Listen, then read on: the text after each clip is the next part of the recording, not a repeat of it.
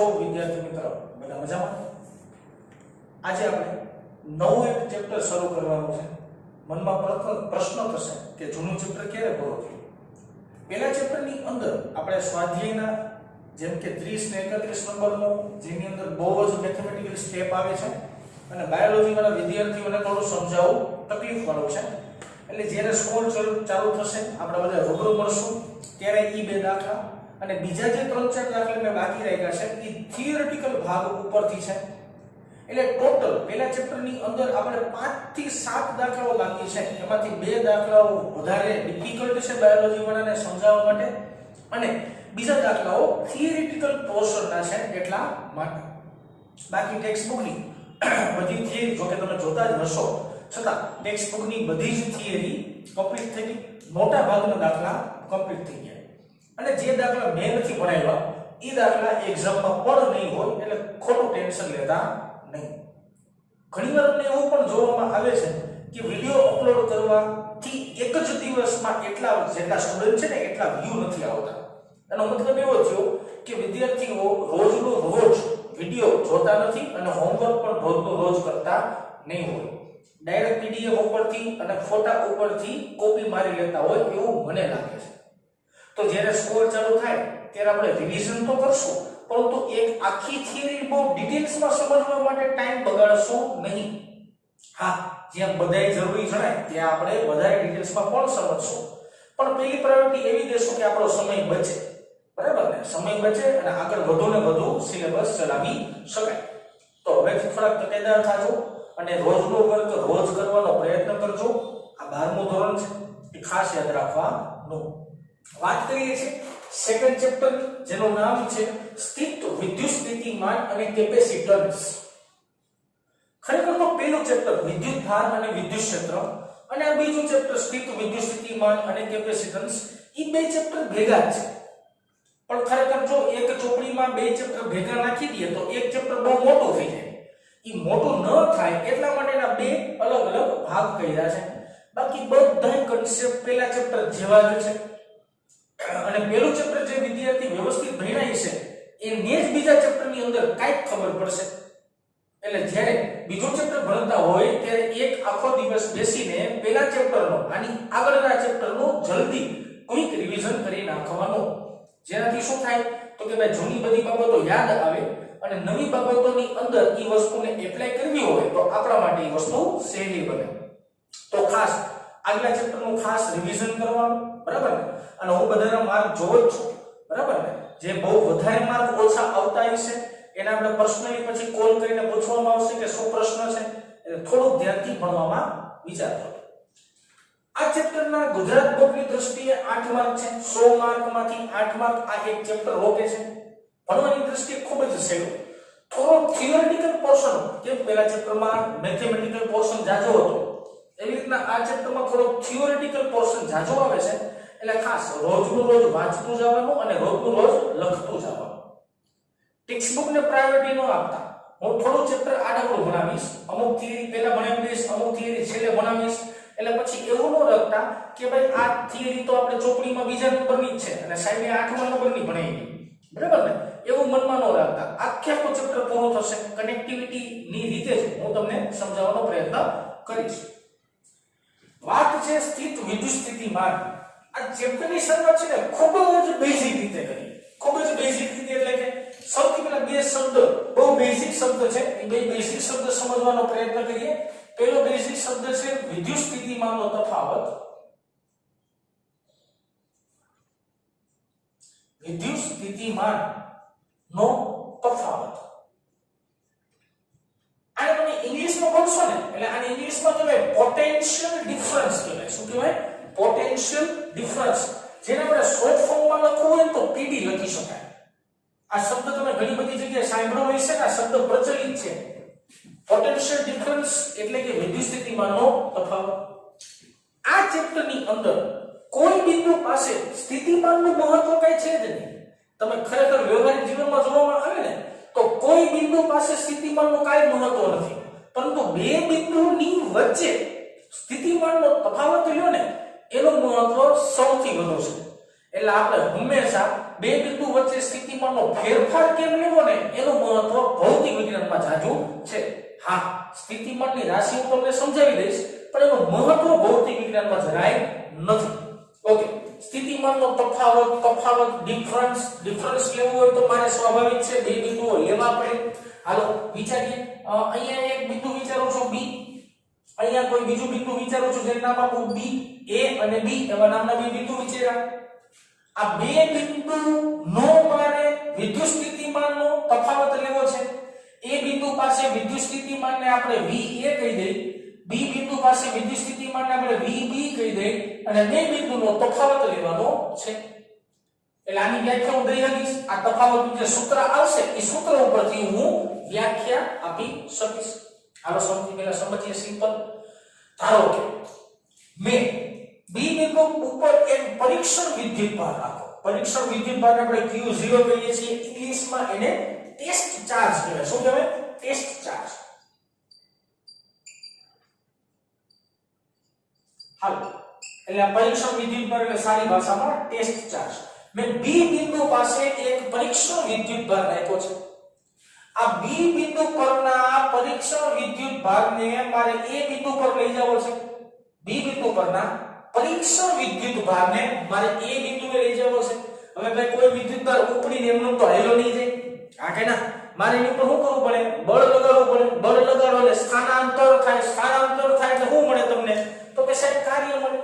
તો બી બિંદુ પર રહેલા પરીક્ષણ વિદ્યુતભારને એ બિંદુએ લઈ જવા માટે તમારે બાહ્ય કાર્ય કરવું પડે. બાહ્ય કાર્ય ઇંગ્લિશમાં એક્સટર્નલ વર્ક કહેવાય. શું કહેવાય? External work. એટલે EXT વડે લખ્યો છે. આખી વાત સમજો. શું મારે કરવાનું છે? મારે વિદ્યુત સ્થિતિમાનનો તફાવત ગોતવો છે. વિદ્યુત સ્થિતિમાનનો તફાવત એટલે કે બે બિંદુ વચ્ચે વિદ્યુત સ્થિતિમાનનો તફાવત લેવો છે.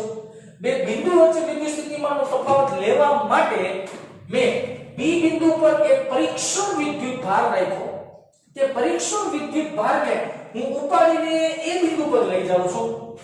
એમનું જાય ને એનો મતલબ મારે કાર્ય કરવું પડે. હવે જો કાર્ય કેટલું કરવું પડે? તો કે ભાઈ W એક્સટર્નલ ક્યાં સુધીનું કાર્ય થયું? તો કે બી બિંદુથી લઈને એ બિંદુ સુધીનું કાર્ય કરવું પડે. સાંભળજો, W એક્સટર્નલ બી બિંદુથી એ બિંદુ સુધીનું કાર્ય થયું. આ કાર્યને ભાગ્યા જો પરીક્ષણ વિદ્યુતભાર કરવામાં આવે, કાર્યને ભાગ્યા જો પરીક્ષણ વિદ્યુતભાર કરવામાં આવે અને તમને જે જવાબ મળે તે જવાબને બે બિંદુ વચ્ચેનો વિદ્યુત સ્થિતિમાનનો તફાવત તરીકે વ્યાખ્યાયિત કરી શકાય. બહુ સિમ્પલ છે. શું વાત છે? બે બિંદુ વચ્ચેનો વિદ્યુત સ્થિતિમાનનો તફાવત લેવો હોય તો શું કરવાનું? પહેલા તો છે ને એક પરીક્ષણ વિદ્યુતભારને એક બિંદુએથી બીજા બિંદુએ લઈ જવાનો. એક બિંદુએથી બીજા બિંદુએ લઈ જાવ.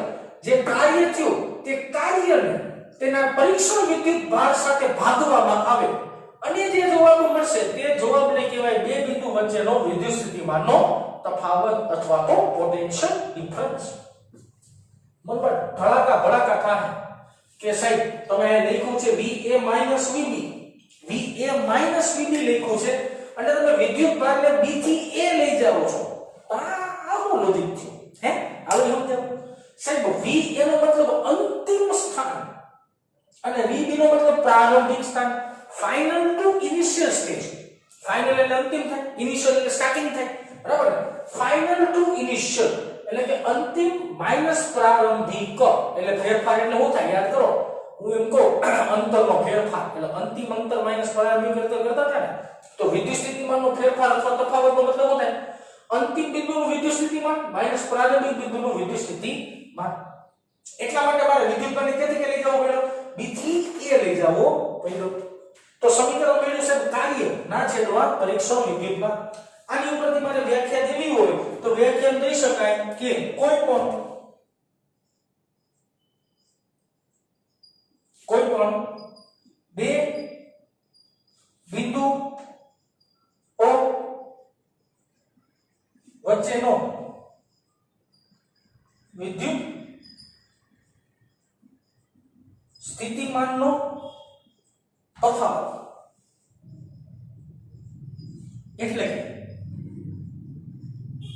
એટલે કે એકમ ધન વિદ્યુત ભારને એક બિંદુએથી બીજા બિંદુએ લઈ જવા માટે કરવું પડતું કાર્ય. કોઈ બે બિંદુ વચ્ચે વિદ્યુત સ્થિતિમાનનો તફાવત એટલે કે એકમ ઘન વિદ્યુત ભારને, અમારી જાણકારી માટે કહી દઉં કે મેં જે પરીક્ષણ વિદ્યુત પર વિચારેલો છે એને મેં વિચારેલો છે એકમ ધન એટલે કે એની ઉપર 1 કુલમ્બ ચાર્જ રહેશે. તમારી ભાષા બોલું ને તો એની ઉપર 1 કુલમ્બ ચાર્જ રહેશે. એકમ ધન વિદ્યુત ભારને એક બિંદુએથી બીજા બિંદુએ લઈ જવા માટે કરવું પડતું કાર્ય, એટલે એને કહેવાય વિદ્યુત સ્થિતિમાનનો તફાવત. હવે જો સાહેબ એક વસ્તુ અગત્યની છે જે ખૂબ જ નોંધવા પાત્ર, ખાસ એક વસ્તુ ખાસ સમજજો, અને એ વસ્તુ તમારી વાક્ય રચનામાં વ્યાખ્યામાં કે લખેલી નથી. આ જે બે વ્યાખ્યા લખી છે એ વ્યાખ્યા તમારી ટેક્સ્ટ બુકમાં લખેલી છે, મેં અહીંયાથી કોપી મારી. પણ આપણને તો એના કરતા જાજી ખબર હોવી જોઈએ ને, અને જાજી ખબર હશે તો દાખલામાં એનો સદુપયોગ થશે. એટલે ખાસ વસ્તુ સમજાવું તમને, યાદ રાખજો. યાદ રાખવા જેવો મુદ્દો કે તમે જ્યારે કોઈ એક પરીક્ષણ વિદ્યુત ભારને એક બિંદુએથી બીજા બિંદુએ લઈ જાવ છો ને, ત્યારે રસ્તામાં તેનો વેગ અચળ રહેવો જોઈએ. તેનો વેગ કેવો રહેવો જોઈએ? અચળ. એ કેવી ગતિ કરતો હોવો જોઈએ? નિયમિત વેગવાળી ગતિ કરતો હોવો જોઈએ. હવે જો કોઈ પણ વિદ્યુત ભારનો વેગ અચળ કરી નાખો તો તેની ગતિ ઊર્જા શું થઈ જાય? અચળ થઈ જાય. તો એના માટે ખાસ એક પોઈન્ટ યાદ રાખવાનો, પોઈન્ટ ખાસ યાદ રાખજો કે ગતિ દરમિયાન તેના વેગનું મૂલ્ય શું રહેવું જોઈએ? અચળ રહેવું જોઈએ. વેગ અચળ કરો એટલે ગતિ ઊર્જા શું થવી જોઈએ? અચળ જ થાય. તમે જ્યારે વિદ્યુત ભારને એક બિંદુએથી બીજા બિંદુએ લઈ જાઓ ત્યારે તેનો વેગ અચળ રહેવો જોઈએ ને ગતિ ઊર્જા અચળ રહેવી જોઈએ. આમ બહુ સિમ્પલ ભાષામાં બોલો ને તેમ કહીએ કે વિદ્યુત ભાર પર લાગતું ચોખ્ખું બળ શૂન્ય હોવું જોઈએ. વિદ્યુત ભાર પર લાગતું ચોખ્ખું બળ શૂન્ય હોય ને તો તે પદાર્થ કેવી ગતિ કરે? ગતિના નિયમો ચક્રમાં ભણ્યા હતા કે કોઈ પદાર્થ પર લાગતું ચોખ્ખું બળ 0 હોય તો એ પદાર્થ સ્થિર અવસ્થામાં હોય તો સ્થિર રહે, અને નિયમિત ગતિ કરતો તો નિયમિત ગતિ કરતો રહે. ન્યૂટનભાઈનો પહેલો નિયમ, બરાબર ને? એટલે યાદ રાખવાનું કે તમે વિદ્યુત ભારને બી બિંદુએથી એ બિંદુએ ઘા કરો છો તો વિદ્યુત ભારનો રસ્તામાં વેગ હોવો જોઈએ? અચળ રહેવો જોઈએ. જો વેગ અચળ રહેશે તો કાઇનેટિક એનર્જી ઓટોમેટિકલી કેવી થઈ જાય? અચળ જ રહે. બીજી એક બાબત નોંધપાત્ર યાદ રાખવાની કે VA VB નો મતલબ અંતિમ વિદ્યુત સ્થિતિમાન માઈનસ પ્રારંભિક વિદ્યુત સ્થિતિમાન થાય. બરાબર ને? પ્રારંભિક એટલે મેં પ્રારંભ અહીંથી કર્યો. જો વિદ્યુત ભારને ઘા કરવાનો પ્રારંભ અહીંથી કર્યો એટલે આને પ્રારંભિક વિદ્યુત સ્થિતિમાન કહેવાય અને આને અંતિમ વિદ્યુત સ્થિતિમાન કહેવાય. ધારો કે સાહેબ અહીંયા Q0 ને રાખે અને અહીંથી ઘા કરે ને તો આને પ્રારંભિક વિદ્યુત સ્થિતિમાન કહેવાય ને આને શું કહેવાય? અંતિમ વિદ્યુત સ્થિતિમાન કહેવાય. આ ખાસ યાદ રહેવું જોઈએ. ઓકે, બીજી ચર્ચા હું હતી V અચળ રહેવું જોઈએ અને K અચળ થાય જ ઓટોમેટિકલી. આની ઉપર આપણે ચર્ચા કરીએ એના એકમની બનાવીએ એકમ. ચાલો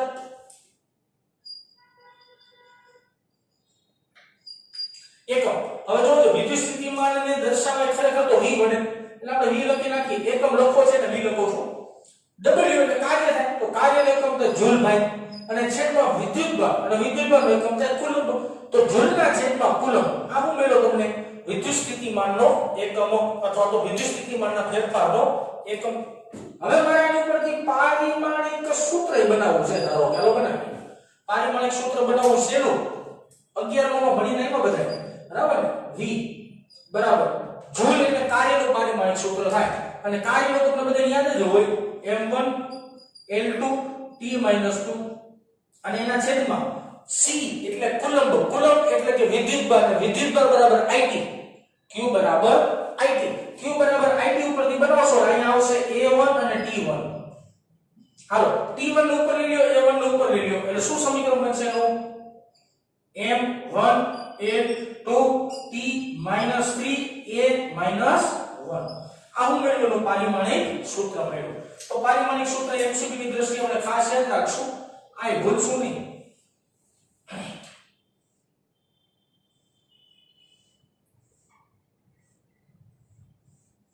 આ એકમ આ એનું પારિમાણિક સૂત્ર. હા, તમે Q1 લખી શકો. હું નાની પાડતો, બરાબર ને? તમે Q1 લખી શકો અને Q1 ની ઉપર લઈ શકો. a અને t ના ફોર્મમાં લેવાની જરૂરિયાત નથી, પરંતુ મેં તમને સમજાવવા ખાતર આટલું સમજાવ્યું. આ વખતે વિદ્યુત સ્થિતિમાનનો તફાવત એક સિમ્પલ શબ્દ થયો. હજી એક શબ્દ મનમાં જે પ્રશ્ન રહેતો રહેશે કે સાહેબ તફાવત જ કા લીધો, તો મેં તમને ચોખવટ કરી કે તફાવતનું મહત્વ જાજુ છે.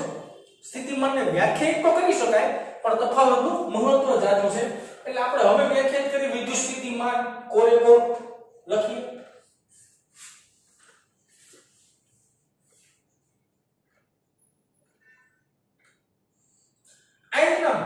આમ લખવું પડે, જો at a point તો at the point, આમ ચોખવટ કરવી પડે કે જે તે બિંદુ પાસે સ્થિતિમાન આપણે ગોતી શકાય. at a point, હું એમ કહું આખા રસ્તાની વાત નથી કરવાની, આખા રસ્તા પરના કોઈ એક બિંદુની વાત કરવાની છે. બહુ સિમ્પલ હે ભાઈ. આ સમીકરણની મદદથી હું વિદ્યુત સ્થિતિમાન ગોતી હું કેવી રીતના ને મને જો શીખવાડો. હવે જો હું એને કહું સમીકરણ અહીંથી કોપી મારું, બીજું કઈ નથી કરતો. VA VB બરાબર W એક્સટર્નલ એટલે કે બાહ્ય કાર્ય, અને ક્યાંથી ક્યાં આવતા હતા વિદ્યુત ભારને B થી A લઈ આવતા હતા, અને છેદમાં પરીક્ષણ વિદ્યુત ભાર, અને સાઈડે અહીંયા પરીક્ષણ વિદ્યુત ભાર એકમ ધન મૂલ્ય ધરાવે છે એવું મેં ધારી લીધેલું છે. હવે ખરેખર સ્થિતિમાં નો ગણવું ને અને 11 નો પર થોડી વાત ઢોરી નાખો તો ચાલે, કારણ કે 11th સ્ટાન્ડર્ડ ની અંદર તમે એક મસ્તની થિયરી ભણ્યા હોય જેનું નામ હતું ગુરુત્વીય સ્થિતિમાન. બે થિયરી હતી ને, ગુરુત્વીય સ્થિતિમાન ને ગુરુત્વીય સ્થિતિ ઊર્જા. તમને યાદ હોય તો મેં ક્લાસરૂમમાં એવું કીધું હતું કે બેટા આ તમારે 12th ની અંદર પણ કોપી આ શબ્દ આવશે. ગુરુત્વીયની જગ્યાએ શબ્દ આવશે વિદ્યુત. એટલે જો તમને ગુરુત્વીયની વ્યાખ્યા આવડતી હશે, ત્યાં એકમ દળ ધરાવતો પદાર્થ બોલતા હતા, અને અહીંયા મારે બોલવાનું છે એકમ ધન વિદ્યુત ભાર. આટલો ફેરફાર આવે વાક્ય રચનામાં, બરાબર? જો અહીંયા પ્રોપરલી સમજાય છો તો અહીંયા પ્રોપરલી સમજાઈ જશે. મારે શું વાત કરવાની હતી, હું મારી વાત ભૂલી ન જાઉં. વિદ્યુત સ્થિતિમાનનો મતલબ જે તે બિંદુ પાસેનો સ્થિતિમાન ગોતવાની વાત છે. એનો મતલબ એવો થયો કે આમાંથી તમારે કયા બિંદુએ વિદ્યુત સ્થિતિમાન ગોતવું છે. તો કે સાહેબ મારી ઈચ્છા એવી છે કે મારે છે ને આ A બિંદુ પાસેનો વિદ્યુત સ્થિતિમાન ગોતવું છે. હવે હા બજો A બિંદુ પાસેનો તમારે વિદ્યુત સ્થિતિમાન ગોતવું હોય તો B પાસેનું વિદ્યુત સ્થિતિમાન તમારે શું કરવું પડે, તો કે સાહેબ આ 100 ને 0 કરી નાખો, બરાબર? B પાસેનું સ્થિતિમાન તમે 0 કરી નાખો એટલે જે જવાબ વધે એ A પાસેનું સ્થિતિમાન કન્સિડર થઈ જાય. ભૌતિક વિજ્ઞાનની અંદર એક ટર્મ્સ એન્ડ કન્ડિશન છે, તમને યાદ હોય તો કે અનંત અંતરે વિદ્યુત સ્થિતિમાનનું મૂલ્ય 0 હોય. જો અનંત અંતરે બે જાવ ને તો વિદ્યુત સ્થિતિમાનનું મૂલ્ય શું હોવું જોઈએ, 0 હોય, જે તમે ગુરુત્વીય સ્થિતિમાનમાં પણ ભણીને આવેલા છો. હવે એટલે મારે શું કરવાનું રાખે કે કાર્યક્રમમાં કે B બિંદુ પાસેનું સ્થિતિમાન મારે બળજબરી 0 કરી નાખવાનું, એટલે મને ઓટોમેટિકલી A બિંદુ પાસેનું સ્થિતિમાન મળી જાય. આ લોજિક થઈ ગયું ને? ઓકે સરસ. ચાલો વિચાર્યો હું થાય ને બોલ થાવું. હવે જો આ આપણે બે બિંદુ વિચારી ફોર્માલિટી માટે. આ A બિંદુ છે અને ધારો કે બોર્ડની એક લિમિટ હોય એટલે અનંત અંતર દોરવા નહીં જાવ, પણ હું એને લખી નાખું કે આ B બિંદુ છે, બરાબર ને? ઓકે, આ B બિંદુ જે છે ને એ અનંત અંતરે રહેલું છે એવું માની લઈએ. A બિંદુ ભલે અહીં પડ્યું, બરાબર ને? B બિંદુ ક્યાં છે, અનંત અંતરે છે એવું માની લઈએ, બરાબર? B બિંદુ પર મેં પરીક્ષણ વિદ્યુત ભાર મૂક્યો. B બિંદુ પર મેં એક પરીક્ષણ વિદ્યુત ભાર મૂક્યો. આ પરીક્ષણ વિદ્યુત ભાર તમારે ઉપાડીને આપેલા બિંદુએ લઈ આવવો છે. મારે શું કરવું છે તો કે પરીક્ષણ વિદ્યુત ભારને ઉપાડીને આપેલા બિંદુએ લઈ આવવાનો છે. હાલ પરીક્ષણ વિદ્યુત ભારને ઉપાડીને આપેલા બિંદુએ લઈ આવવા માટે કરવું પડતું કાર્ય આપણે લખતા હતા W એક્સટર્નલ બાહ્ય કાર્ય, ખાલી ભાષામાં બોલે W એક્સટર્નલ કાર્ય કરવું પડે. હવે લખીએ સૂત્ર બનાવીએ. કરવાનું છે તો કે જો ભાઈ અંતિમ સ્થિતિમાન માઈનસ પ્રારંભિક સ્થિતિમાન બરાબર સોરી અંતિમ સ્થિતિમાન માઈનસ પ્રારંભિક સ્થિતિમાન. કાર્ય એક્સટર્નલ ક્યાંથી ક્યાં કાર્ય કર્યું ભાઈ તો કે B બિંદુ હોય કે A બિંદુ હોય છેદમાં જે તે બિંદુ પરનો પરીક્ષણ વિદ્યુત ભાર. હવે B બિંદુનું સ્થિતિમાન શું થાય તો કે સાહેબ હમણાં તમે સમજી હોય પ્રમાણે B બિંદુ ઇન્ફિનિટી વન કરે છે તો એનું સ્થિતિમાન તમે 0 લખી શકો is equal to W external. B બિંદુ ક્યાં છે અનંત અંતરે અને ક્યાં લઈ આવવાનું છે A બિંદુએ છેદમાં પરીક્ષણ વિદ્યુત ભાર. હવે V ઇન્ફિનિટી જગ્યાએ તમે શું લખશો તો કે V ઇન્ફિનિટી જગ્યાએ આપણે લખશું VA, કારણ કે આનો મતલબ તો 0 થઈ ગયો બેટા. જો મેં લખેલું છે ઇન્ફાઇનાઇટ સ્થિતિમાં 0 આવશે તો VA is equal to W external infinity to A અને છેદમાં પરીક્ષણ વિદ્યુતભાર. મેં બાજુમાં મને વાત કરી કે પરીક્ષણ વિદ્યુતભારનો હું કેવો વિદ્યુતભાર તરીકે લઈશ તો કે એકમ ધન વિદ્યુતભાર લઈશ.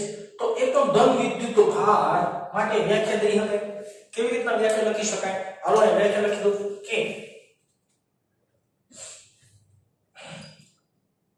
જે તે બિંદુ અથવા તો વિદ્યુત સ્થિતિમાન એટલે કે વિદ્યુત સ્થિતિમાન એટલે કે એકમ ધન વિદ્યુતભારને અનંત અંતરેથી આપેલા બિંદુએ લઈ જવા માટે અથવા તો લાવવા માટે કરવું પડતું કાર્ય એટલે જે તે બિંદુ પરનું શું કહેવાય? સ્થિતિમાન કહેવાય. એકમ ધન વિદ્યુતભારને અનંત અંતરેથી આપેલા બિંદુએ લઈ જવા માટે કરવા પડતા કાર્યને શું કહેવામાં આવે છે? જે તે બિંદુ પરનું વિદ્યુત સ્થિતિમાન. હવે છોકરાઓ તમને ગુરુત્વ સ્થિતિમાન યાદ આવી જવું જોઈએ. ત્યાં એવું સાહેબ બોલતા હતા કે એકમ દળ ધરાવતા પદાર્થને વાક્યના હું ખોટી નહીં બોલતો હોય યાદ રાખજો. એકમ દળ ધરાવતા પદાર્થને અનંત અંતરેથી ક્ષેત્રમાંના બિંદુએ લઈ આવવા માટે કરવા પડતા કાર્યના ઋણ મૂલ્યને તે બિંદુ પાસેનું ગુરુત્વ સ્થિતિમાન કહેવાય છે. હજી આપણે કરું એકમ દળ ધરાવતા પદાર્થને અનંત અંતરેથી ગુરુત્વ ક્ષેત્રમાંના બિંદુએ લઈ આવવા માટે કરવા પડતા કાર્યના ઋણ મૂલ્યને તે બિંદુ પાસેનું ગુરુત્વ સ્થિતિમાન કહેવાય છે. તો એવી જ કઈક વાત થઈ કે એકમ ધન વિદ્યુતભારને અનંત અંતરેથી આપેલા બિંદુએ લઈ જવા માટે કરવું પડતું કાર્ય. તો આ જવાબ તમને જે મળ્યો બેટા ઈ જે તે બિંદુ પરનું સ્થિતિમાન મળ્યું. એક કન્સેપ્ટ શું આવ્યો કે સાહેબ તમારે જે તે બિંદુ પરનું સ્થિતિમાન ગોતવું હોય ને તો તમારે કમ્પલસરી એક બિંદુ અનંત અંતરે છે ને ધારવું પડે. હજી એકવાર તમારે જે તે બિંદુ પરનું સ્થિતિમાન ગોતવું હોય ને તો બીજું બિંદુ અનંત અંતરે છે ને એવું ધારવું જ પડે તો જ એક બિંદુએ તમને સ્થિતિમાન મેળવી શકાય. આવું સિમ્પલ લોજિક થયું. તો આજના લેક્ચરમાં તમે બે શબ્દ વિદ્યુત સ્થિતિમાનનો તફાવત યાદ રાખજો. આખા ચેપ્ટરમાં આના જ લગ્ન કરવાના છે, ખાસ યાદ હોવું જોઈએ. પણ હા આ કન્સેપ્ટ તમને ખબર હોવી જોઈએ. આ તમારી જાણકારી માટે હોમવર્કમાં લખવાનું થાય, બોર્ડ વર્ક આખા તમારે લખવાનું થાય. બોર્ડ વર્ક વિડિયો જોઈને જ આપણે લખશું એ ખાસ ધ્યાન રાખશું. તો આજે આપણે આટલું રાખી બેટા.